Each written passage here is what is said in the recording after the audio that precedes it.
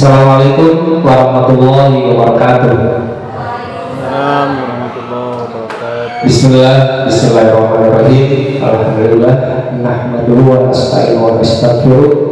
Wa na'udzu billahi min syururi anfusina wa min sayyi'ati a'malina.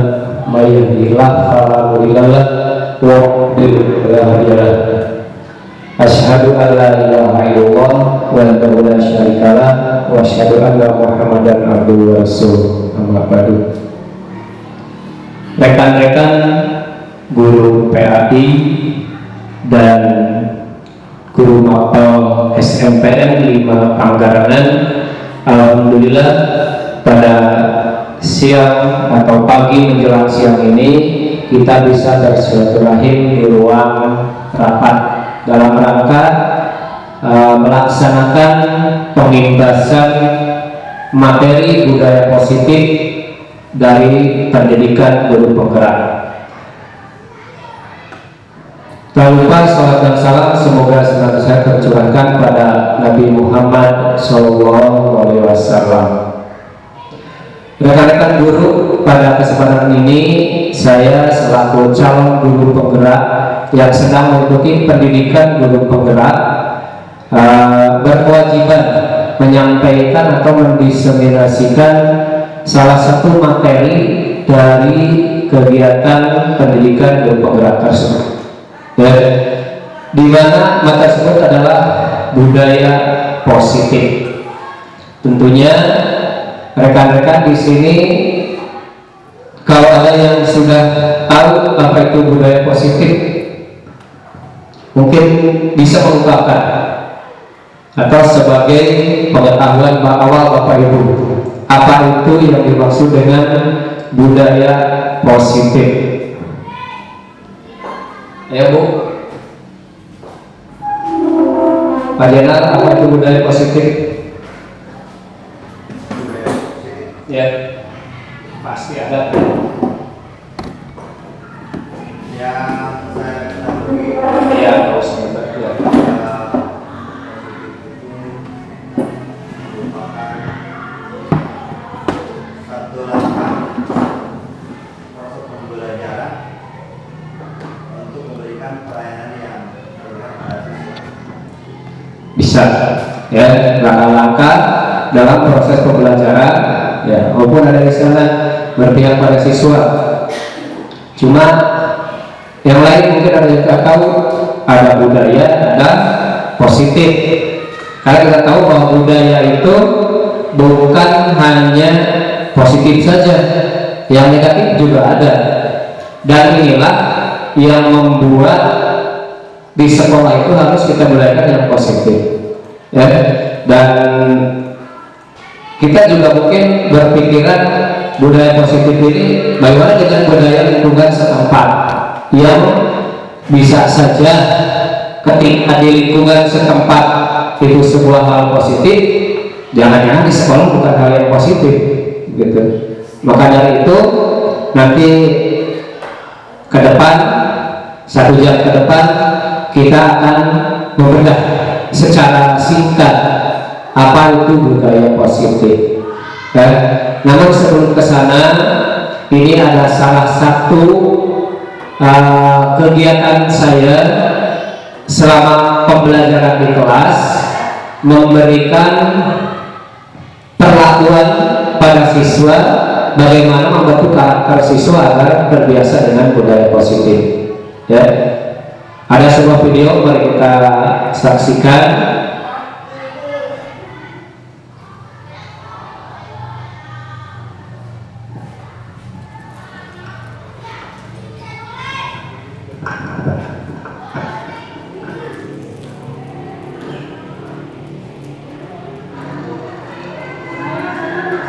Ya, ini salah satu video bagaimana saya masuk dalam kelas, kemudian mengecek tugas yang sudah dikerjakan, yang sudah saya berikan pada siswa, apa sudah dikerjakan atau belum. Ya, kita lanjutkan video berikutnya.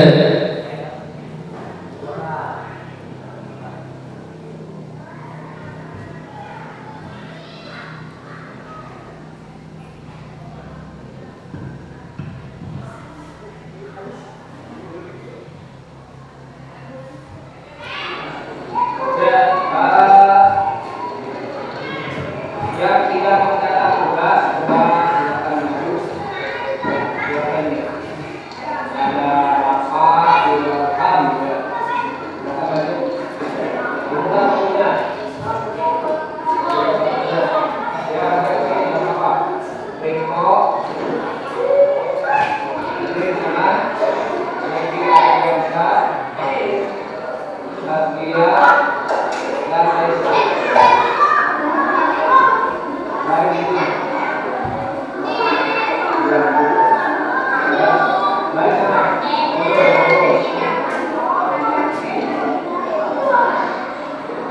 Aisyah, kenapa tidak mencatat tugas? Oke,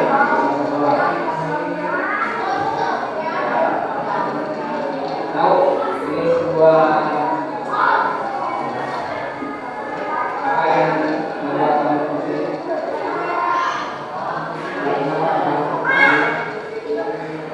Kita tahu karena tidak mencatat. Ya, maaf teman-teman. Hilang mas.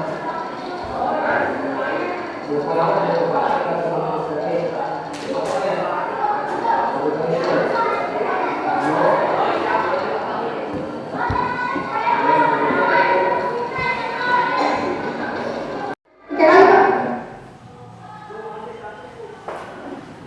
Itu video awal. Kalau dalam segitiga diskusi kita menstabilkan, ya. Jadi mengecek keberadaan siswa itu seperti apa ketika tidak mengerjakan tugas. Mungkin sebelum dilanjut, saya ingin dengar dari Bapak Ibu bagaimana menangani ketika ada siswa yang tidak mengerjakan tugas. Mungkin dari Pak Rifki dulu, boleh? Pasti ada kan pengalaman siswa tidak mengerjakan tugas itu mah. Assalamualaikum warahmatullahi wabarakatuh.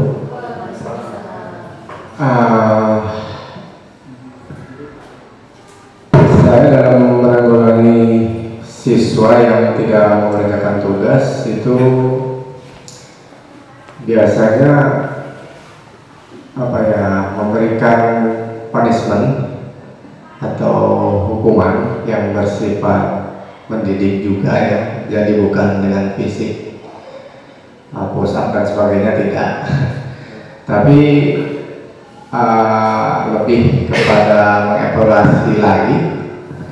Pertama mungkin sama dengan yang ada di video itu, bertanya apa masalahnya, kendalanya apa sampai tidak mengerjakan tugas. Dan untuk selanjutnya saya lebih menjelaskan lagi maksud dari tugas itu untuk apa dalam kehidupan sehari-hari ataupun di sekolah ataupun juga dalam pendidikannya.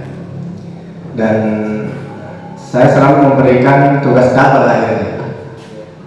Itu aja. Ya, bagus, terima kasih. Ini sebagai bentuk sharing saja. Selanjutnya dari ibu-ibunya, Bu Iis, pengalamannya ketika siswa tidak atau melanggar kesepakatan lah, melanggar kesepakatan belajar, mengerjakan tugas atau tidak konsentrasi, silakan. Ya Bu, silakan disini. Assalamualaikum warahmatullahi wabarakatuh. Adapun pengalaman saya menangani anak yang dibilang melanggar atau tidak melaksanakan tugas ketika dikasih pekerjaan rumah, pertama yaitu dicek dulu, ditanya dulu. Kadang kalau kita langsung menjas atau menyalahkan begitu saja, kadang kita juga salah sasaran gitu. Terus kita ajak ngobrol dulu, kenapa,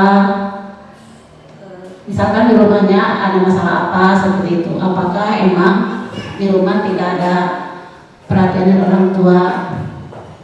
Dan kadang mereka menceritakan gitu, ternyata di rumah itu banyak kendala. Nah, setelah itu apa ya, setelah diketahui. Nah, karena kita juga sesuai dengan komitmen kita, maka tadi untuk melakukan hukuman fisik kan tidak mungkin.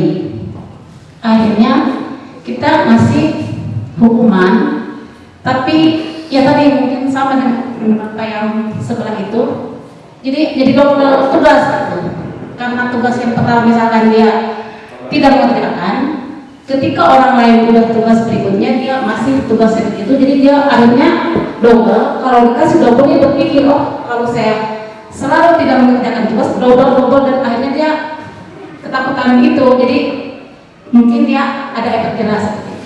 Mungkin sekian, terima kasih. Assalamualaikum warahmatullahi wabarakatuh. Waalaikumsalam warahmatullahi wabarakatuh. Istirahat aja Bu, nanti untuk kita diskusi lagi. Ya, dari dua rekan guru yang sudah menyampaikan bagaimana menangani siswa yang melanggar aturan atau melakukan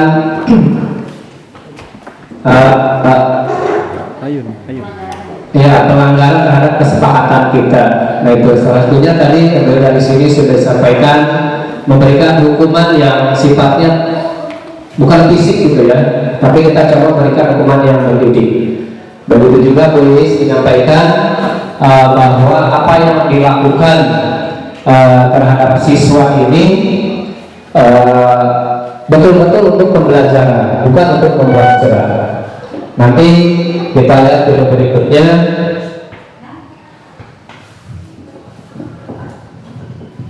Ya. Oke. Oke.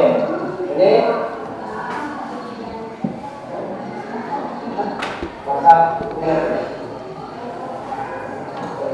nah ini bagaimanapun alasannya kalian sudah bisa mengerjakan tugas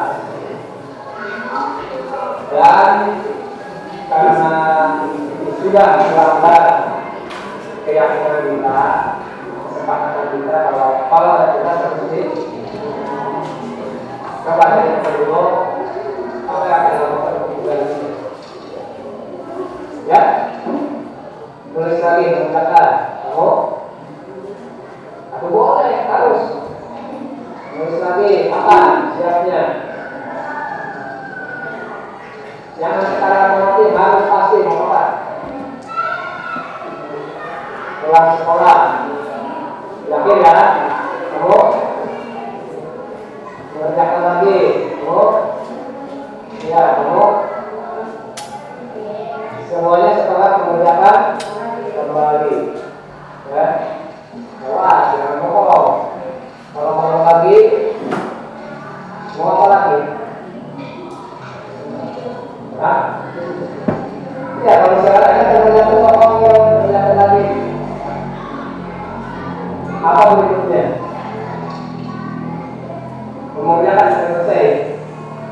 Nah, begini saja. Nanti kalau misalnya tidak selesai atau hari ini tidak kumpulkan, besoknya berarti layak nanti kerjakan di bawah dulu saya ini.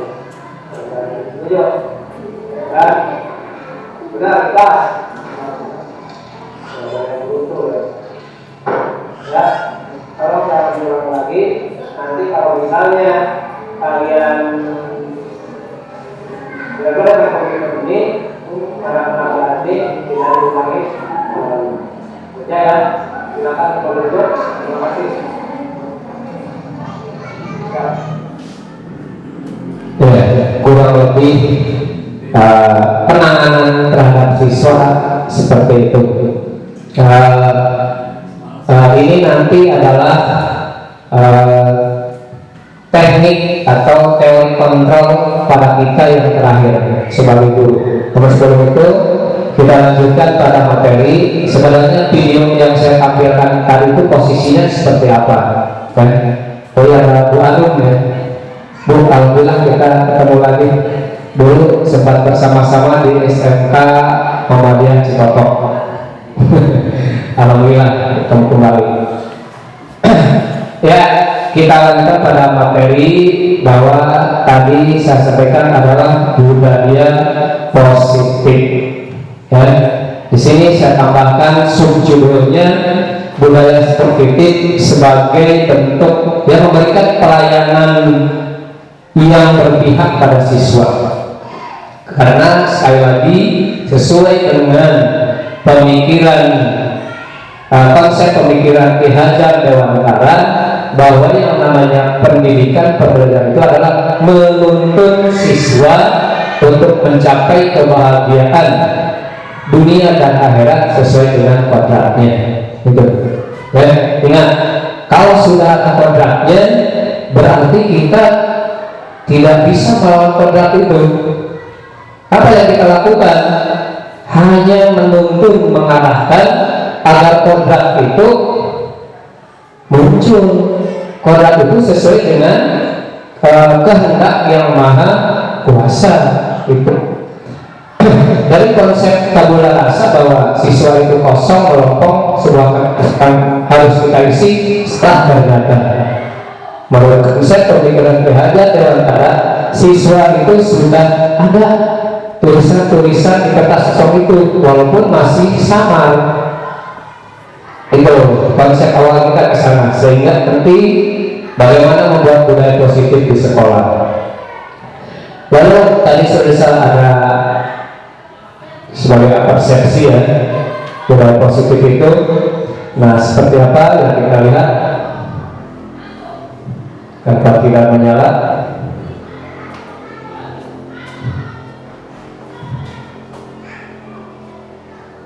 Nah, budaya positif diartikan sebagai berikut.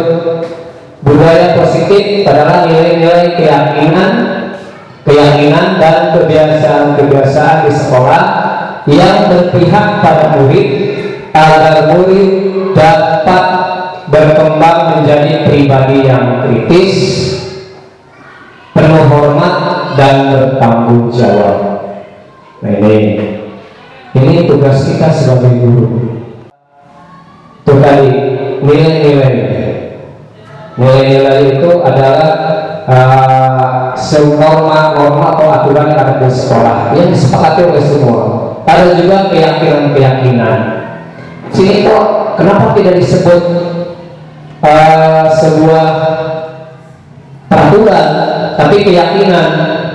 Nah, kita akan lihat nanti. Kita akan tahu bahwa sebenarnya keyakinan ini lebih tepat daripada sebuah peraturan. Nah, kita lanjutkan. Jelas gitu. Disiplin positif dan nilai-nilai kebajikan universal. Dan makna disiplin adalah dalam budaya kita selama ini bahwa disiplin itu dimaknai sesuatu yang dilaksanakan seseorang pada orang lain untuk mendapatkan kepatuhan. Kita cenderung menghubungkan kata disiplin dengan ketidaknyamanan. Ini persepsi kita selama ini ya. Jadi ketika siswa diberikan kamu disiplin, kamu harus pakai pakaian ini, kamu harus berbaris seperti ini, posisi hormat ketika upacara seperti ini. Ini merupakan sebuah tindakan dari seorang terhadap orang lain yang membuat orang lain tidak nyaman. Benar ya? Begitu. Selain menolak kan, anak-anak duduk yang rapi. Anak-anak silakan duduk bersebelah sini 3 orang, di sini 4 orang. Itu kan kalau terpaksa siswa tidak merasanya nyaman. Nah, ini ternyata konsep disiplin seperti ini tidak kurang hilang. Iya, kurang tepat kita laksanakan secara dengan disiplin positif. Yang menurut Ki Hajar Dewantara, bahwa kedisiplinan ini yang menuju pada kemerdekaan siswa.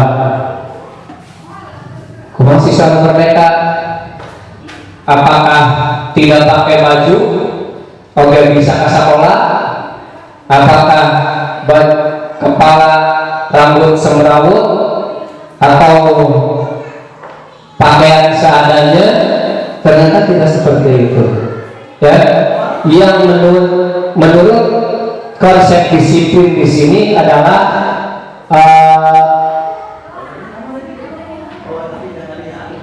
disiplin yang muncul dari diri sendiri dan ditampilkan tanpa harus pemaksaan.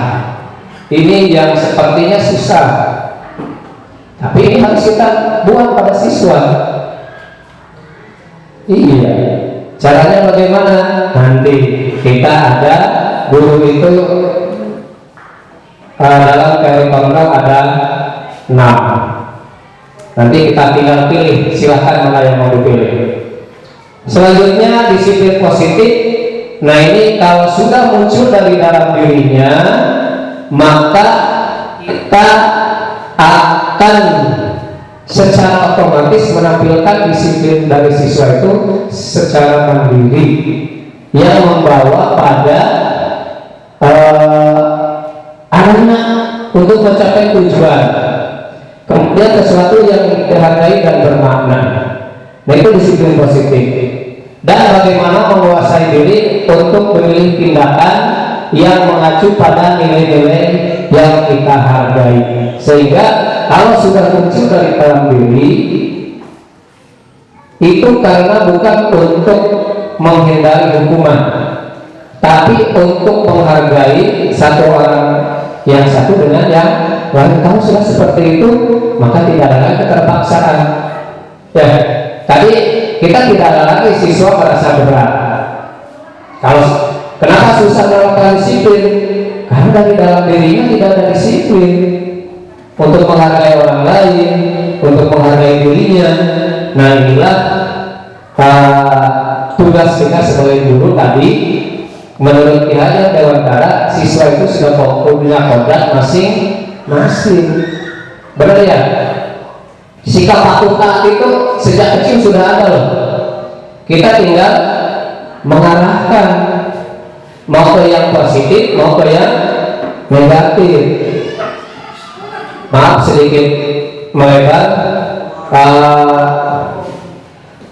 Orang yang rela menjadi pelaku bom bunuh diri, itu juga yang dipupuk adalah disiplin dirinya. Padahal resikonya besar ya menurut kita. Jiwa dikorbankan, orang lain juga celaka, kita juga sama, belum tentu ke akhirat itu masuk surga. Nah, disiplin inilah yang harus kita munculkan dari dalam diri. Semua orang punya. Ya, apakah dia buktinya marah itu ada yang melatih enggak? Enggak ada. Menangis itu ada yang melatih enggak kita? Tidak. Kita hanya suruh mengarahkan kan, marah itu kapan, menangis itu kapan, tertawa itu kapan, supaya untuk kesenangan, mencapai kesenangan kebahagiaan dunia dan akhirat pada dirinya. Ya, siapa bilang menangis itu tidak boleh? Boleh. Menangis itu salah satu bentuk mengungkapkan kesedihan. Nah itu.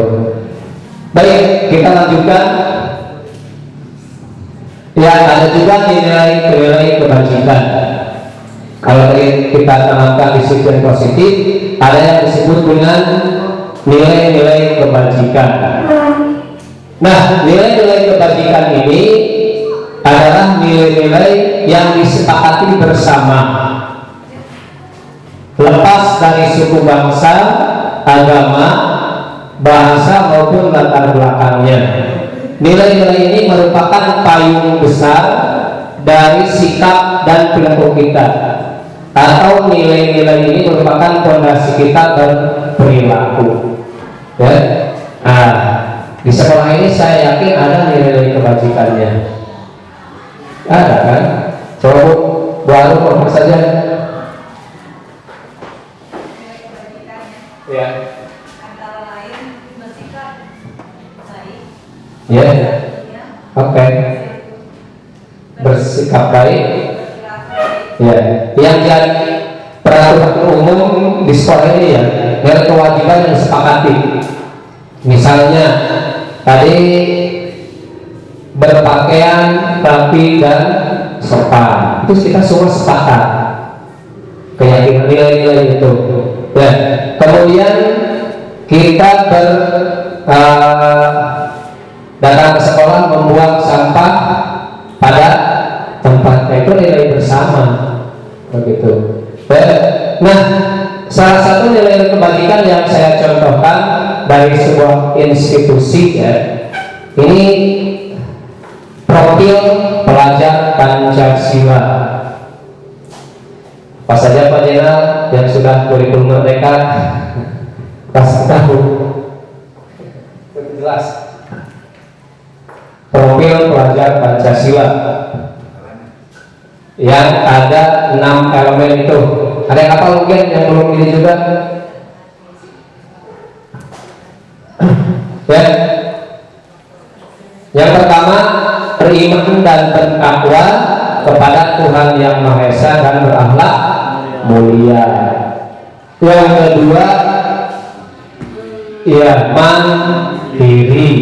Yang ketiga, bernalar etis. Yang keempat, berkebenangan global. Yang kelima, gotong royong. Dan yang terakhir, kreatif. Inilah profil pelajar Pancasila yang nanti ingin dicapai oleh kurikulum merdeka. Dan yang sekarang oleh kami, oleh SMP 1 Pangkalan dan Cibober, itu bentuk pengamalan P5-nya kami ambil tiap satu mata pelajaran, satu jam pelajaran untuk digabungkan melaksanakan P5 ini. Ya, profil pelajar Pancasila. Ada tema-temanya nanti ya, suatu saat pertemuan berikutnya nanti kita bahas. Ya. Nah, ini salah satu Pancasila atau nilai kebajikan yang dimunculkan oleh Undang-Undang Dasar 1945 misalnya. Ada kan di sana? Di antaranya termuat dalam Pancasila, satu ketuhanan yang Maha Esa, dua kemanusiaan yang adil dan beradab, tiga persatuan Indonesia dan seterusnya. Nah, di sekolah ini juga saya yakin ada nilai-nilai kebajikan itu. Ya, dan itu akan berbeda sekolah ini dengan yang lain. Daerah Cimandiri atas dan Cimandiri laut pasti berbeda. Misal di sini siswa masuk kelas harus buka sepatu supaya kelas tetap bersih. Kalau di lagi boleh pakai sepatu, sepatu dilepas tapi di kelas pakai sandal. Kenapa? Karena banyak pasir besar sehingga diperbolehkan. Ini nilai-nilai kebajikan yang harus kita tanamkan di sekolah yang kita punya, munculkan sekolah positif. Ini budaya positif. Selanjutnya pada apa itu hukuman, penghargaan dan restitusi. Nah, ini kalau hukuman pasti pernah mendengar. Kemudian ada, maaf harusnya buku penghargaan saya salah ketik di sini, harusnya konsekuensi ya, konsekuensi. Yang terakhir restitusi, ini yang baru kita dengar adalah restitusi. Tadi yang saya coba terapkan itu restitusi. Hukuman ini sifatnya mendadak. Para siswa terasa menyakitkan. Efeknya ada muncul dan denda. Nah, berarti apa kita akan memperlakukan siswa dengan hukuman? Mari kita kesampingkan hukuman. Walaupun tadi misalnya tapi dengan mendidik. Itu juga kurang tepat. Ya. Yang kedua ada konsekuensi. Apa konsekuensi? Konsekuensi itu sebuah hukuman tapi sudah disepakati bersama dulu. Ya, misalnya begitu saya masuk ke kelas, anak-anak, pelajaran kita hari ini kita akan mempelajari tentang bab misalnya iman pada Allah. Nanti kita ada tugas membuat sebuah video singkat tentang perilaku beriman pada Allah. Siap, misalnya. Yang tidak mengerjakan hukumannya adalah ini. Nah, itu konsekuensi disepakati bersama, tetapi masih tetap membuat siswa merasa takut mengerjakan tugasnya karena takut konsekuensinya itu. Dan di sini kalau saya dekati kurang jelas, maaf saya di sini aja lah. Bahwa misalnya nih identitas gagal, identitas sukses, hukuman tidak nyaman untuk murid, anak untuk jangka waktu yang panjang. Dulu maaf, saya juga pernah memberikan hukum. Tulis pelan, misalnya saya suruh hafalan 10, tapi begitu nggak hafal cuma 5, menghafal 5. Ya udah, kamu rusak 5 kali sisanya. Semakin pelan, semakin mengurangi hukuman. Kan itu saya lakukan spontan dan ternyata membekas pada siswa. Kayak pamit Pak, saya sok di pusat kedua Pak hafal. Nah, konsekuensi sebenarnya sudah disepakati, tapi tidak nyaman untuk murid untuk jangka waktu yang pendek. Ya. Kenapa? Dalam hukum itu tidak nyaman ya, tetapi mulai hilang dan memang sudah sepakat seperti itu. Nah, yang ketiga restitusi, menguatkan untuk murid atau anak dalam jangka waktu yang panjang. Jadi tidak ada ketidaknyamanan, tapi menguatkan dengan restitusi ini. Lalu restitusi tenawan, ya, restitusi itu intinya memberikan bagaimana kita menggali curhatan siswa, mendengarkan apa yang mau diungkapkan siswa, kemudian kita sampaikan sudah melanggar kesepakatan. Kita tawarkan apa yang akan kamu lakukan dengan pelanggaran kamu ini, silakan. Karena orang lain sudah punya nilai, kamu belum. Akhirnya siswa menyampaikan, Pak, saya akan ini.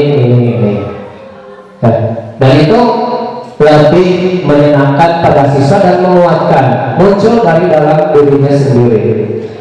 Kemudian ini kalau hukuman anak akan tersakiti, murid atau anak dibuat tidak nyaman ya. Kemudian kalau restitusi, murid anak mendapatkan penguatan. Kemudian perilaku pasif agresif meningkat kalau menerima hukuman. Contohnya, mungkin ketika dihukum nurut,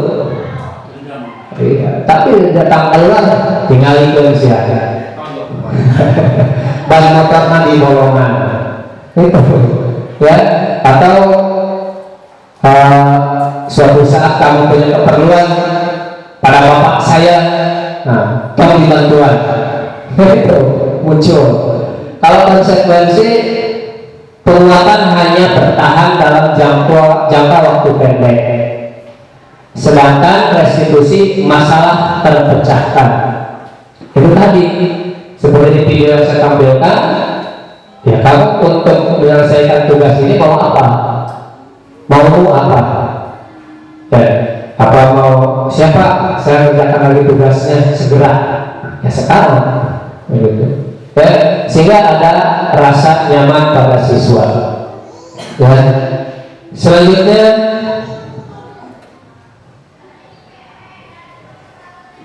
kecil ya. Ada yang dimaksud dengan keyakinan kelas. Ya. Kenapa ini tidak disebut peraturan kelas budaya positif ini? Ya. Karena kalau yang namanya pengaturan itu cenderung masih ada kata-kata negatif. Misalnya tidak boleh merokok, tidak boleh membuang sampah sembarangan. Keyakinan kelas dibuat dengan kata-kata yang bersifat positif. Ya. Jadi kalau tidak boleh merokok, mari kita buat kalimat positifnya. Ini negatif kan? Coba. Itu justru negatif. Tidak boleh merokok. Buat kalimat positifnya. Nah, lingkungan bebas asap rokok. Tidak ada kata negatif kan? Seperti itu. Iya. Tidak boleh buang sampah sembarangan. Diganti, buanglah sampah pada tempatnya. Itu keyakinan kelas. Jadi nanti tidak ada perilaku negatif. Ini yang silakan nanti wali kelas di sini dengan siswanya. Ayo kita buat keyakinan kelas. Ini keyakinan kelas ini artinya sebuah kesepakatan bersama dalam kelas untuk sebuah tujuan bersama yang dipegang masing-masing individu. Syarat-syarat keyakinan kelas. Di antaranya keyakinan kelas bersifat lebih abstrak daripada peraturan yang lebih rinci dan konkret. Keyakinan kelas berupa pernyataan-pernyataan universal, ya, tidak spesifik ya. Pernyataan keyakinan kelas senantiasa dibuat dalam bentuk positif.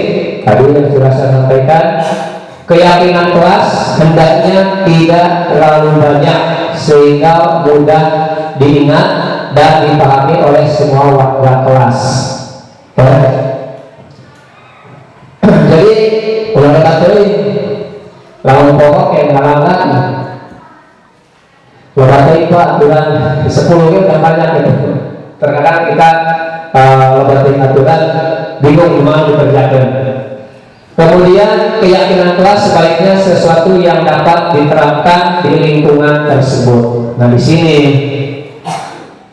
jadi jangan berpikir sekolah lain, lingkungan kelas saja.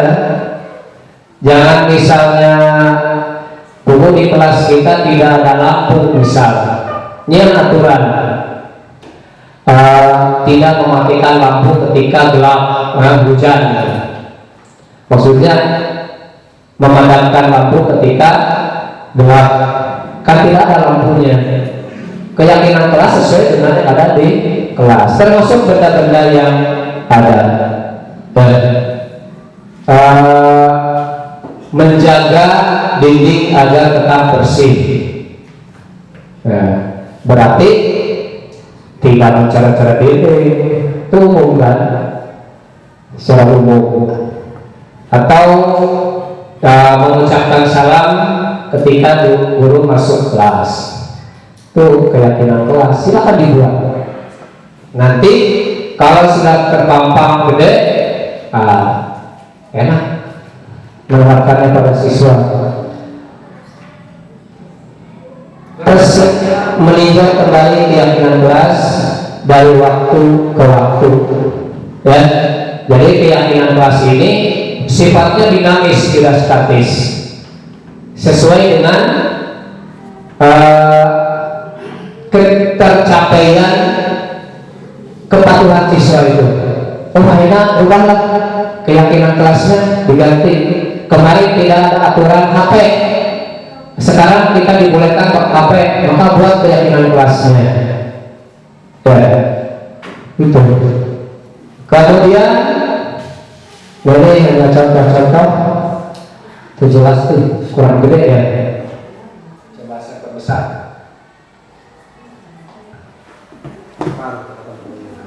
tetap ya Abu bekerja misalnya tampak seperti datang tempat waktu, tidak tampak seperti sering hadir terlambat. Ini kalau kalimat negatifnya ini tidak tampak seperti, kita rubah sering hadir terlambat. Ya. Kemudian orang datang tepat waktu, tampak seperti datang tepat waktu, menyapa teman dan guru setiap hari. Kemudian tidak acuh kepada teman dan guru, kebalikannya.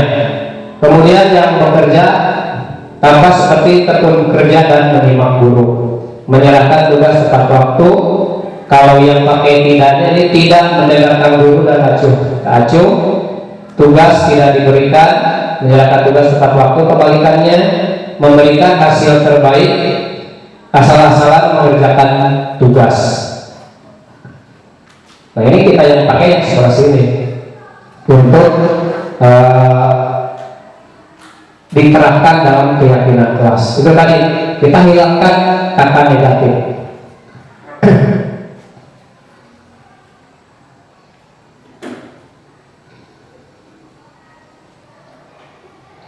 Nah ini diagramnya ya. Kalau ini hanya contoh saja, terdengar, terlihat, berperilaku. Kita lanjutkan.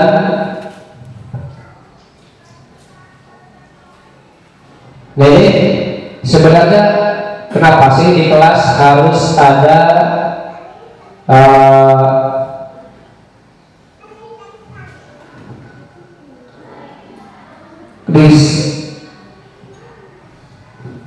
harus ada budaya positif? Ini karena didasari oleh kebutuhan dasar manusia yang menurut William Glasser. Yang pertama, manusia ini ternyata butuh kasih sayang dan rasa ingin diterima. Dan semuanya pasti seperti itu. Kita hadir di sekolah pasti ingin disayangi. Dan kalau kita datang meski bawa dan keluarga rumah yang paling baik. Saya yakin di sekolah mau betah. Pastinya ya di sekolah yang mau dan mau betah. Karena kita butuh disayangi, begitu, sehingga harus ada budaya positif yang menerima kita. Kemudian penguasaan, kebutuhan pengakuan dan atas kemampuan. Ya, saya yakin Bapak Ibu guru dan SMP 5 Panggarangan ini pasti punya keinginan untuk menampilkan kekuasaannya, ingin diakui kemampuannya. Di sini yang belum PRI bukan mungkin, pasti ingin diakui, saya bisa PRI. Yang ajar PKN juga sama. Ketika ada orang yang ngobrolkan undang-undang dan pasal-pasal, oh saya ahlinya. Begitu. Begitu juga mata lain, IPA misal. Ayo kita bahas tentang organ tubuh. Kata guru IPA, ketika kepala sekolah menunjuk guru bahasa Inggris, walaupun oke saja, mungkin hatinya tetap saya ini kemana tuh, begitu. Ya loh, salah Pak Julpian loh mau nyuruh ngabimbing sholat duha, kata ke Bu Fitri. Karena Pak Nur kemana sebagai guru agama. Kemudian kebutuhan yang ketiga, bahwa kita memiliki butuh kebebasan, kebutuhan akan pilihan. Ya, apa maksudnya? Saya yakin kita semua di sini punya pilihan untuk bebas menentukan arah hidupnya. Ya, guru bahasa Inggris pasti punya kebebasan milih. Kalau bisa si guru agama, kamu bahasa Inggris harus diawali dari iman pada Allah untuk menyampaikan materi ini. Nggak bisa kan? Punya kebebasan. Kalau bahasa Inggris diawali dari penguasaan vocabulary misal. Kalau bahasa Indonesia kemampuan membaca dulu, menguasai isi kandungan bacaan dulu misal. Nah itu punya kebebasan. Tetapi kebebasan yang bagus itu adalah kebebasan yang terikat. Kenapa? Mau bebas terikat.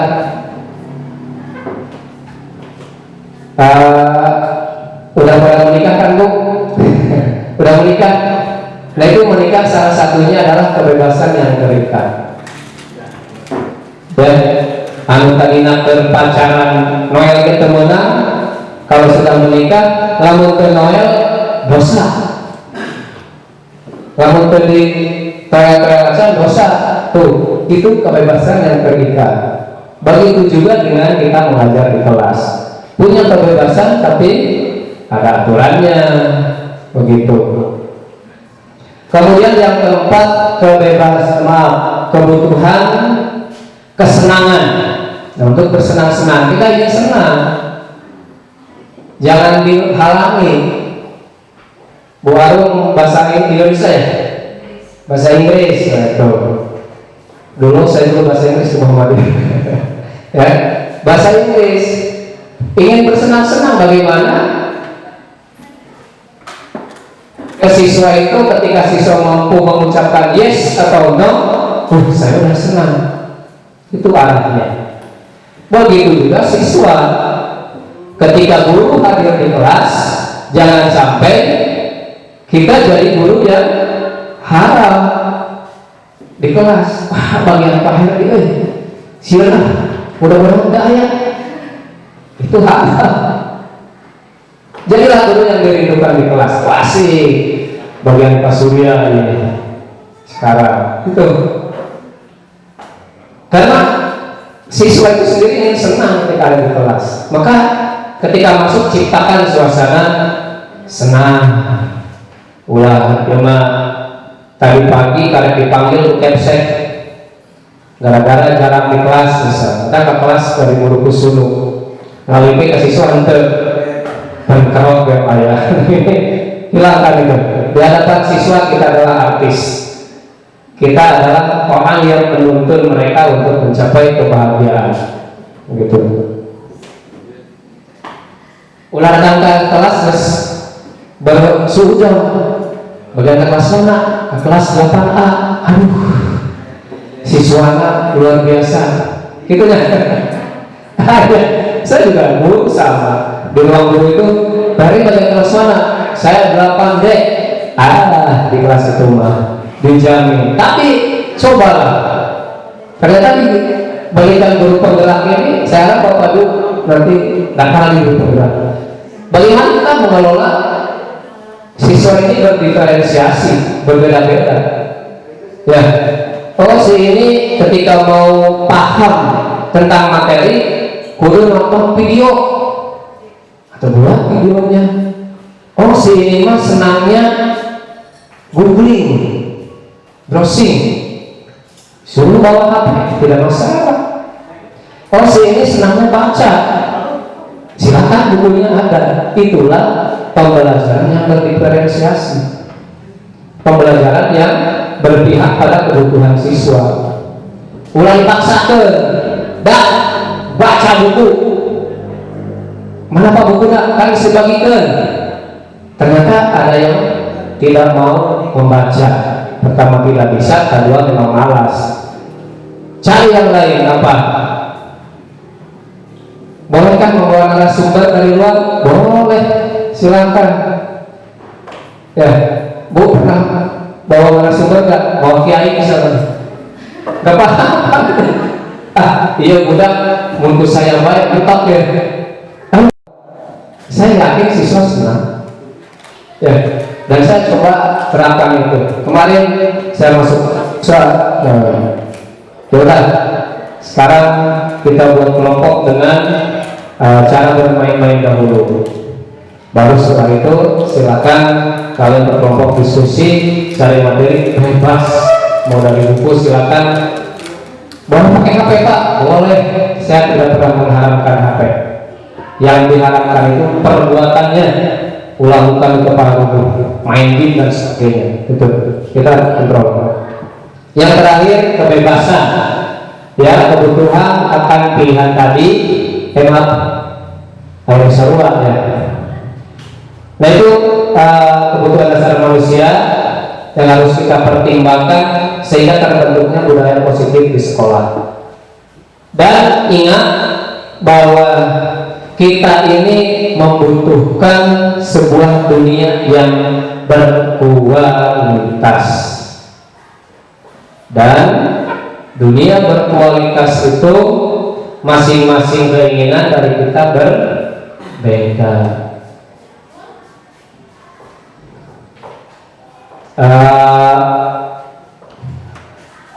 Boleh saya tanya ke Ibu?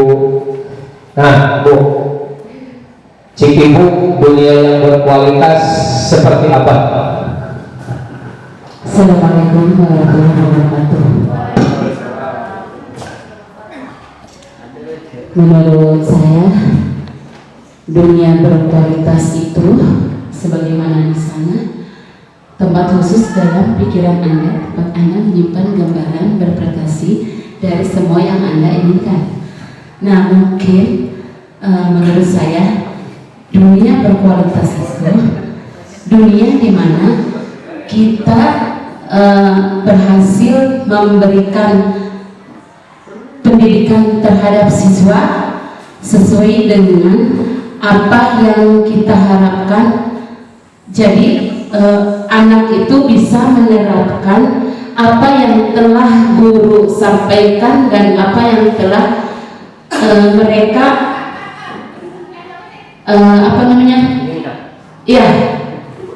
apa yang mereka inginkan sesuai dengan harapan kita juga sebagai guru. Jadi dunia berkualitas itu mungkin seperti itu Pak. Jadi apa yang kita berikan, apa yang kita sampaikan terhadap siswa, dan siswa itu bisa menerapkannya sesuai dengan apa yang kita harapkan. Terima kasih.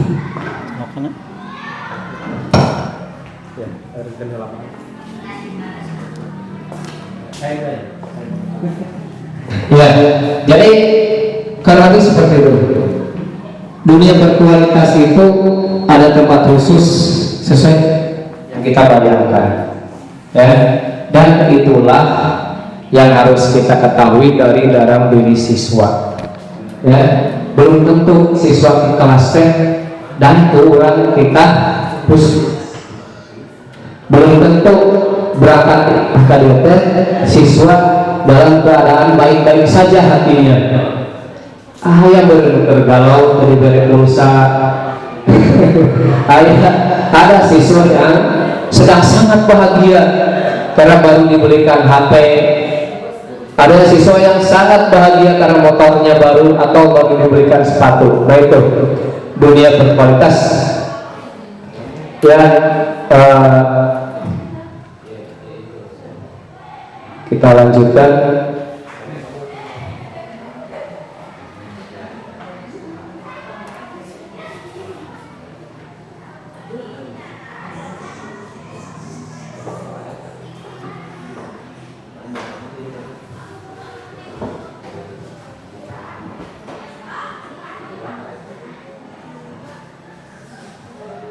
Nah ini, bentar lagi ya. Kita mari kenali restitusi 5 posisi kontrol kita sebagai manusia. Ini kita penting. Yang pertama, 5 posisi kontrol itu kita sebagai penghubung. Apa contohnya tadi saya sudah contohkan. Begitu siswa datang terlambat, kamu datang terlambat. Misalnya siswa sudah minta maaf, maaf Bu, ban motor saya kempes, tidak mau tahu. Silakan keliling lapangan 5 kali, spontan kan? Itu hukuman. Itu posisi guru di sana. Yang kedua, membuat rasa bersalah. Gimana? Begitu datang, kamu terlambat. Kamu tahu gak? Gara-gara kamu, siswa pembelajar mau belajar di kelas terlambat 10 menit. Materi tidak bisa tersampaikan. Akhirnya siswa, oh ya gara-gara orang ini. Ya. Atau kamu tahu gak? Gara-gara kamu terlambat, saya dipanggil oleh kepala sekolah tidak bisa mendidik kamu. Tuh, besarnya dosa kamu ke ibu, ke saya. Itu keadaan kita. Pernah melakukan itu? Pernah. Hati-hati ya ini. Jangan, kurang lebih jangan. Walaupun ini di teori ada. Teman, posisi kita sebagai teman. Apa misalnya? Misalnya kamu adik, kamu terlambat, ada apa sih? Iya bu, motor saya bannya betus misalnya, kempes. Maaf ya bu, udah tidak masalah. Kamu adalah teman saya misal. Itu juga kurang bagus. Siswa akan istilah ngalunjar. Jadi menganggap, oh kamu udah, karena kita sering bareng-bareng, udah masuk. Besoknya bisa gitu lagi. Kemudian sebagai pemantau, guru sebagai pemantau, gimana bagi data? Kamu tahu gak, kamu sudah 5 kali melakukan kesalahan. Ya, ini kesalahan kamu yang kelima. Maka di sini guru sebagai bagian mantau aja guru ya, masih 5 kali. Selanjutnya siswa juga akan merasa jengah. Yang terakhir, guru sebagai manajer. Inilah yang diharapkan dari budaya positif itu. Gimana sebagai manajer? Ada di sini.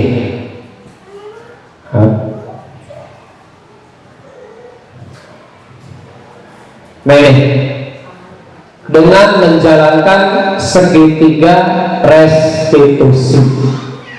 Apa saja? Yang pertama, menstabilkan identitas, bahwa kita semua akan melakukan hal terbaik yang bisa kita lakukan. Artinya mencari tahu, kenapa sih kamu datang terlambat terus? Tanya dulu, kita langsung dibentak. Dasar maneh. Nah, ternyata tidak boleh begitu. Tapi tanya dulu, kamu kenapa selalu datang terlambat? Coba apa yang bisa kamu lakukan dengan keterlambatan ini agar berubah? Nah itu, dicari identitas jati dirinya. Kalau misalnya saya bangun kesiangan, alarm gue tidak ngaruh. Nah kira-kira supaya kamu bangun apa? Cepat-cepat. Biasanya bu ibu, aku pesan ke ibu kamu. Nah itu muncul identitas dari pribadi. Kemudian yang kedua, validasi tindakan yang salah, bahwa semua kesalahan yang dilakukan oleh orang lain itu pasti ada alasan. Itu yang harus kita pegang, ingat. Jadi jangan sampai tidak ada ampun bagimu. Sudah, kamu udah terbiasa seperti itu, mesti catat dulu ya. Pokoknya akhir semester atau nanti kamu akan naik ke kelas 2. Nah itu yang ternyata tidak boleh muncul dari kita. Dan bahwa semua perilaku memiliki alasan. Mari kita sebagai guru lebih banyak belajar psikologi ke guru ahli psikolog, bagaimana mengirimkan kejiwaan dan sebagainya. Yang terakhir, menanyakan keyakinan. Setelah mengungkapkan misalnya, kamu kenapa datang terlambat? Saya sering kesiangan karena harus bantu ibu dulu. Nah, ngantar ibu ke pasar, setelah itu baru ke sekolah. Kemudian kita tawarkan, ini kan ada keyakinan bersama, ada peraturan bersama. Apa yang akan kamu lakukan supaya ngantar ke pasar aman, ke sekolah tidak terlambat? Nanti bangun keyakinan dia. oh ya Bu, saya nanti berangkat lebih pagi ke pasar. Kudu biasa jam 7, jam 6 sudah berangkat. Temukan sebuah solusi. Siswa selesai, maksudnya masalahnya terpecahkan, guru masalahnya terpecahkan. Itulah teori segitiga restitusi yang mudah-mudahan bisa diterapkan oleh guru sebagai posisinya sebagai manajer, bukan tadi yang 5 ke atas menghukum, membuat salah, membuat merasa bersalah dan sebagainya. Ya. Dan ingat, kenapa harus menanyakan keyakinan? Karena sejahat-jahatnya orang, seburuk-buruknya siswa, dalam hatinya selalu ada motivasi baik, keinginan baik. Ya, contohnya segala-galakna mau jangan akan anak-anak itu kita harus sampai sana. Ya, walaupun di sini ada siswa nugas tukang bolos, ya ngarokok, ya tukang tidak mengerjakan tugas, tapi akan selalu ada sisi positif begitu. Ya, sebagai pengalaman, dulu saya punya siswa yang sejak SMP sampai SMK keajar. Ya Bu, kayak tebu arumnya dinding tahu, namanya dinding siswa itu. Dia itu baca hese, apalagi baca Quran, suruh hafalan jangan pernah bisa. Sampai SMK ketemu lagi, lebih kak berem-berem benar. Tapi ketika mau kelulusan, Pak dibantu ya untuk lulus. Ayo, dulu zaman UN ya. Ya, kalau sudah zaman UN itu nilai harus sekian, harus lulus. Alhamdulillah lulus, selesai sekolah, lulus. Dia orang pertama di kelasnya yang bertemu dengan saya suntangan sambil nyetir. Nah itu yang dimaksud dengan kodrat manusia, itu kita tidak tahu. Ya, padahal kebayang baca Quran gak bisa, baca oke berlebab suruh hafalan can pernah saya tetapi ketika keluar sekolah, dia orang pertama yang ketemu suntangan baru nyetir, bawa mobil sendiri. Alhamdulillah Pak, mantap. Itulah kenapa kita selama mengajar ini, mari kita hilangkan bahwa guru itu harus nyaman mengajar di kelas. Balikin bagaimana caranya siswa nyaman belajar di kelas. Hilangkan kurang harus seperti ini, tapi bagaimana siswa nyaman di kelas belajar sesuai dengan kodrat bawaannya masing-masing. Itulah sasaran dari pembelajaran dari kurikulum Merdeka. Ya, Bapak Ibu, terima kasih. Apa yang saya sampaikan mudah-mudahan bermanfaat, membuka